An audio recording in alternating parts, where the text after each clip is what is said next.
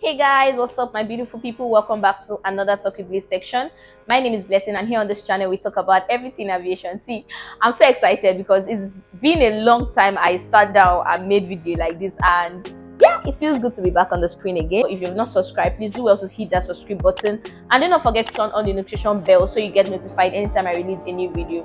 So today on this video, wow, it's be a very interesting video because this video I'm making now is one of the most asked questions. Literally, if you're a flight attendant, you even get this question, whether you're a YouTuber or not.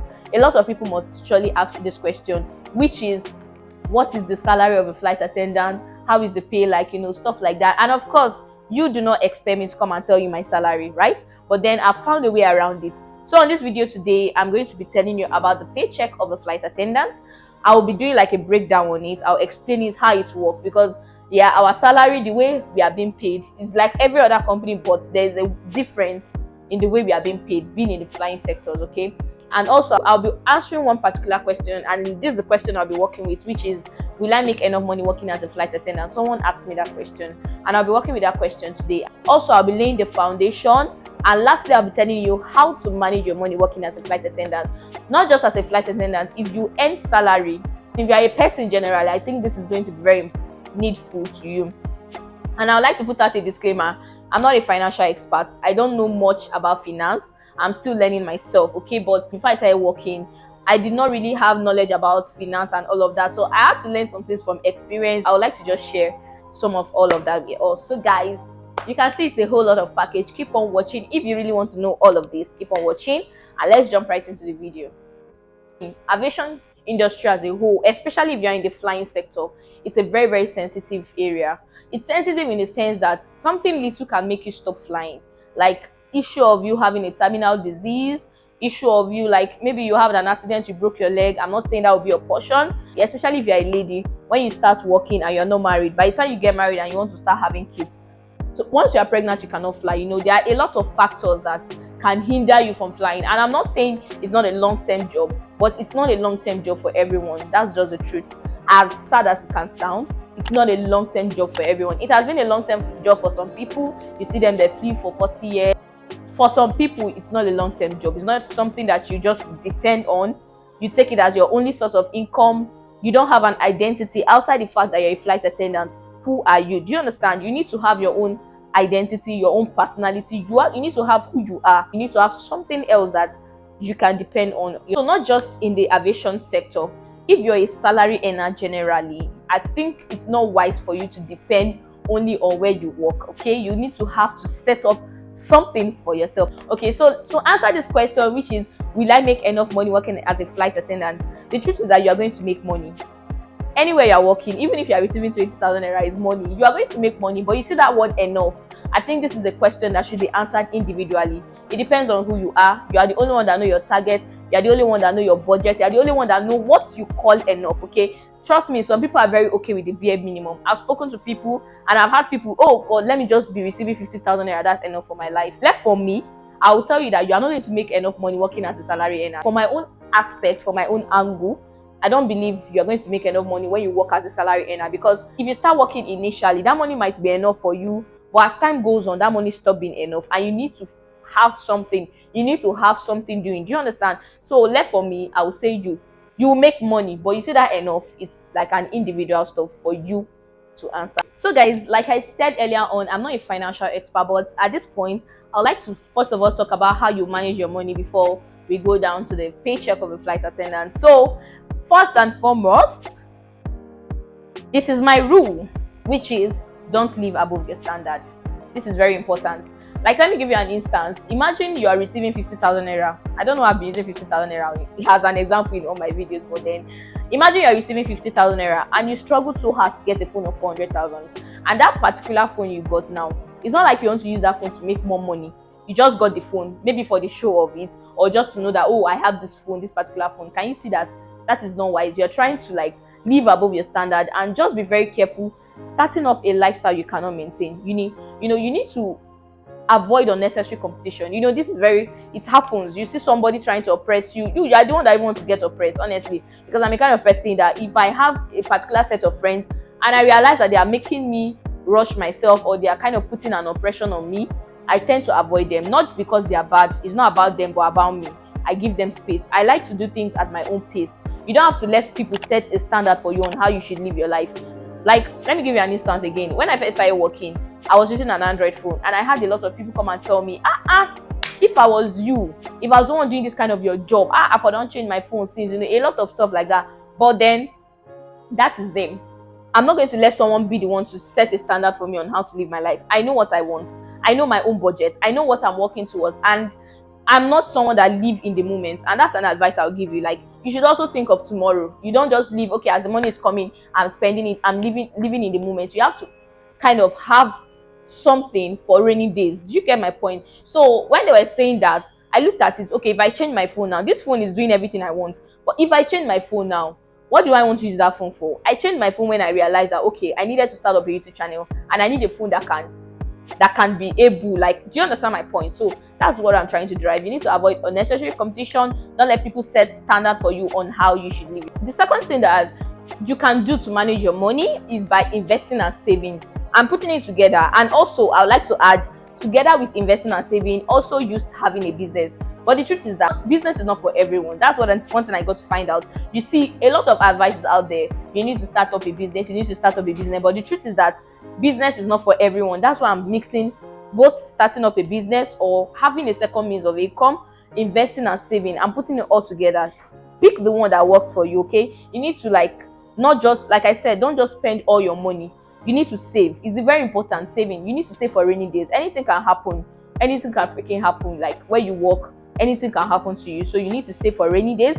And alongside, you can invest your money if you know you cannot start up a business. And it's not something that you rush into. It's something that you take your time, study about what you want to go into, know what you want to go into. So another thing that you can do to manage your money is adding value to yourself. See, this is very important though. Like I said earlier on, you should have an identity. If we remove the title of you are a flight attendant, who are you?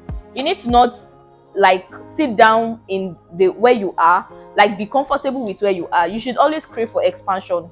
Even if you are in the aviation industry, even as you are a flight attendant, you should always crave for expansion. The way you're going to expand yourself, keep on adding value to yourself, honestly, because the world is revolving. You just get to a point that you realize that they've left you behind. Anywhere you find yourself, if be you a flight attendant, anything you find yourself doing, learn to always add value to yourself from time to time. Add value to yourself. You can learn skills, develop yourself, develop your mindset. And lastly, how you can manage your money is by getting financial education. See, this is very important. Don't just say, oh, I know how to spend my money and all of that. You need to get financial education, honestly, because you must know how to spend money. I've come to realize that you need to know how to spend money. So you get financial education by either reading books, watching videos. YouTube is there for you. You watch videos free of charge. Watch videos, take courses, talk to financial experts, attend seminars, and try and build your mindset, because I believe poverty starts from the mindset. That's the truth. Poverty is not really about the money, but about your mindset, because if you are a poor person in your mind, even when you get that money, you are going to mismanage your money because you are poor in your mind. So you need to get financial education, add value to yourself and your mindset. At this point, let's get to the long await. I know you are watching this video, you want to just get to this point. So now let's talk about the breakdown of the pay of a flight attendant. Okay, the first thing I'm going to tell you is that, you see, the payments of flight attendants, it depends on the company you work with. It depends on the airline you work with, and also the country you're working in. It also influences how you get paid. So right now, I've just worked in one airline, and I'm still working in one airline, and I've just worked in Nigeria. But from my research and from the information I'm able to gather, I can tell you how it also works in other countries, other airlines. Like, I've done a lot of study and research on this before bringing out this video. So the first thing is that some airlines, they pay you per hour, but I don't think you'll find that in Nigeria. Abroad, they pay you per hour, and they do it like this, that when you shut the door, the hour you fly, they pay you per hour. But then there is the basic salary. That's the first thing. There's a basic salary for every company. That basic salary, whether you fly or not, so far you are a staff of that company, you get that. Aside allowance, there's a basic salary for everyone, okay? And then some airlines, they pay you per hour. Some, they pay you per landing. Per landing in the sense that every landing, every takeoff till you land safely, you get a particular amount of money. It can be, let me give you an instance, like in Nigeria, it can be 5,000 naira per landing. You see, if you do 6 sectors, you get that amount of money to your basic salary, okay? And apart from that, there are other allowances that they pay. The first allowances is your night stop allowance, also called layover. That's when you go to another state or you have to sleep in another country outside your base. Okay, so the company will take care of your hotel fee, the company will take care of your transportation, but your feeding, they cannot give you what to eat. They give you money for that to take care of yourself. So it also varies from airline to airline. There's no like a fixed amount of money that you're being paid. And guys, let me say something. Let me just say this. I think I've not said it earlier on. See, if you want to be a flight attendant, if you want to come into this industry, I'm going to advise that let your passion be the number one thing, the number one reason you want to come into this sector. See, it's normal for you to put money in your mind. Fine, want to work, want to make money, but don't let the fact that you're after the money outshine your passion. I don't know if you understand, because you might come in here, you might be disappointed, you might not be disappointed, and the day that the money stop being enough for you, what are you going to hold on to? You stop wanting to fly again. So let your passion outshine the fact that you are in here for money, okay? The first thing that your mind should be on is the fact that you love what you want to do. So back to my video. The night stop allowance varies from what airline you work with, okay? There is the night stop allowance. There is allowance for chartered flight, okay? When you have chartered flight, there's allowance for it, and it also, as like I said, varies from airlines to airline. So there is a lot of allowances like that. It depends on your airline. Me, I'm just talking based on my own study and what I know, okay? There's accommodation allowance, different type of allowances that makes up your salary. So to tell you, for many people that have been asking me about the salary range in Nigeria, if you're in Nigeria, listen to this: no airline is going to pay you less than 100,000. That is it. Look it up in your Google. You realize that no airline pays less than 100,000. So the remaining salary depends on whichever airline you work with, okay? So the truth is that no matter the amount you make, make sure you get financial education, because that's how you can be able to manage your money. Make sure you get proper financial education on how to manage your money. If not, you're going to mismanage your money. I've seen people receiving way more than some people, and those people that are receiving less than them is doing well than them because there's no financial education. Another thing I'm going to even advise on how you can manage your money: please avoid loan. I'm saying this from what I know, not my own experience, but what I've seen from other people. Make sure you avoid loan. No matter what, that you're receiving salary, just when you need that loan, imagine it in yourself that what if I don't get this loan? How am I going to survive? I think you should always put that at the back of your mind. However, if you want to get loan, make sure you want to get that loan for something very solid, that you are sure we give you ×2 of that money back, and you are sure that you're not going to go into loss, okay?